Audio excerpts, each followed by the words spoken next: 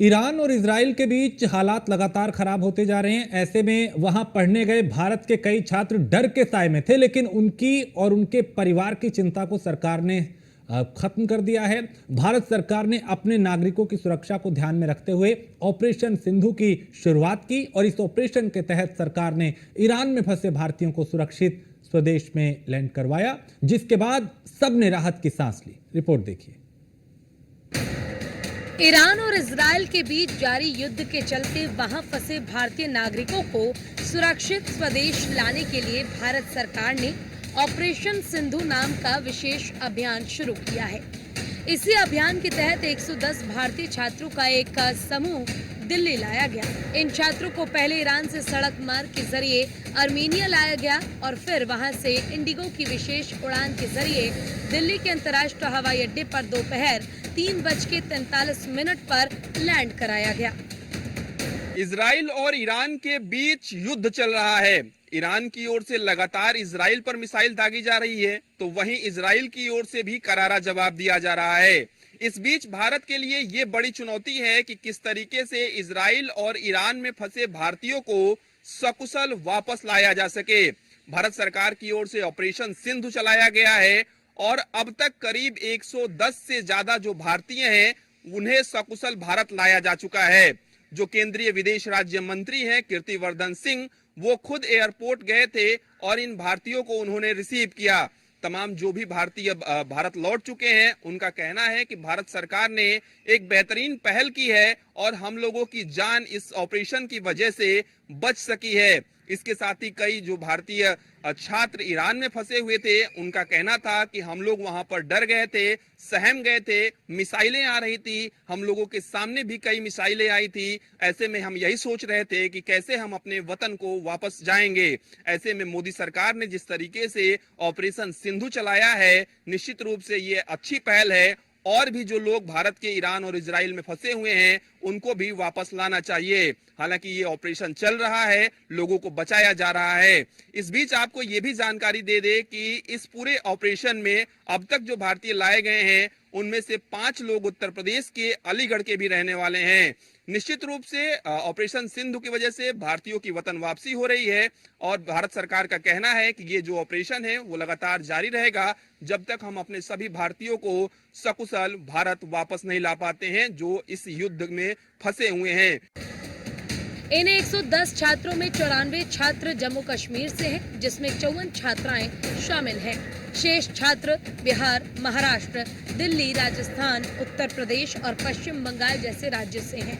Delhi airport पर पहुंचने के बाद छात्रों ने अपने अनुभव साझा किए और भारत सरकार के प्रयासों की सराहना करते हुए उन्हें धन्यवाद किया। खुद विदेश राज्य मंत्री कीर्तिवर्धन सिंह इन छात्रों को रिसीव करने एयरपोर्ट पहुंचे थे। वहाँ के हालात बहुत खराब है, वहाँ के लोग बहुत डरे हुए हैं। इवन जब हम आ रहे थे तो हमें वहाँ से बहुत कॉल्स आ रही थी कि यहाँ सिचुएशन एक्सट्रीमली क्रिटिकल है। बहुत ज़्यादा अच्छे तरीके से, हमने शायद इतना एक्सपेक्ट भी नहीं किया था। हमारी डॉर्मेट्री डोर से लिटरली उन्होंने हमें लाया है। हर एक स्टेप पे, हर एक पॉइंट पे हमारी हेल्प की। यहाँ तक पहुँचाने में हमें आई डोंट थिंक किसी को भी कोई प्रॉब्लम हुई होगी।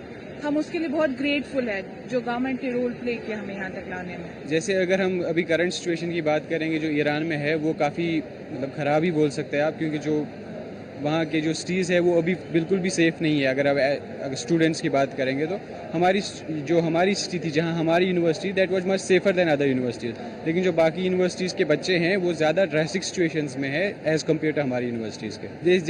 जैसे हमारे वहाँ अटैक्स बढ़ने लगे तो हमारे गवर्नमेंट ने जिन्होंने हमें हेल्पलाइन नंबर्स दिए थे उनसे कॉन्टैक्ट करके उन्होंने हमें वहाँ से जल्द इवैक्यूएट, हमें जो फैसिलिटी चाहिए थी वहाँ से इवैक्यूएशन के लिए, हमारे पासपोर्ट्स, हमारे लिए बसेस अरेंज करना, हमारे लिए फ़्लाइट्स बुक करना और हमें यहाँ तक पहुँचाना, वो उन्होंने काफ़ी जल्दी किया और बहुत हमारे साथ कोऑपरेटिव रहे थे। हम पहले मैं बोलूँगा कि हमें इंडियन एम्बेसी का बहुत बहुत शुक्रिया अदा करना चाहते हैं जिन्होंने हमें सही वक्त पे ईरान से निकाल दिया। लेकिन हम एक और अपील करना चाहते हैं इंडियन एम्बेसी की, जो हमारे भाई बहन हैं तेहरान में और इस्फहान में, उनको भी जल्द से जल्द निकाला जाए क्योंकि वहाँ की सिचुएशन बहुत ज़्यादा क्रिटिकल है। हमारे यहाँ तो ज़्यादा मेजर स्ट्राइक्स हुई नहीं, लेकिन फिर भी हमें प्रिकॉशनरी इवैक्यूएट कर दिया। उसके लिए इंडियन एम्बेसी का बहुत बहुत शुक्रिया करना चाहेंगे। सिचुएशन तो दिन ब दिन वहाँ ख़राब हो रही है, तो जैसे हम उर्मिया में रहते हैं, तो Urmia university of medical science में थे, वहाँ भी हालात खराब हो रही है। तेहरान में तो ज्यादा ही है, हर दिन वहाँ कम से कम 20 से 25 स्ट्राइक्स हो रही है कैपिटल सिटी में, और रेजिडेंशियल एरिया में ज्यादा हो रही है जहाँ पे बहुत सारे इंडियन स्टूडेंट पढ़ते हैं। जैसे एक तेहरान यूनिवर्सिटी है, वहाँ के हॉस्टल में भी एक बार अटैक हुआ है, तो वहाँ पे बहुत सारे इंडियन स्टूडेंट को माइनर इंजरीज भी हुई थी। खुशी है वापस आने की क्योंकि हम सेफली वापस आ गए, लेकिन कहीं ना कहीं हमारी जो पढ़ाई छूट रही है, we are worried about that also. Iran और इजराइल के बीच जारी संघर्ष में उत्तर प्रदेश के कई लोग भी वहां फंसे हुए हैं, जिनमें से शाहपंजा मोहल्ले की निवासी फरीदा सरवत को लेकर उनके परिवार और बच्चों सहित सभी फंसे हुए लोगों के परिजनों ने प्रधानमंत्री नरेंद्र मोदी से उनके अपनों के वापसी की गुहार लगाई है।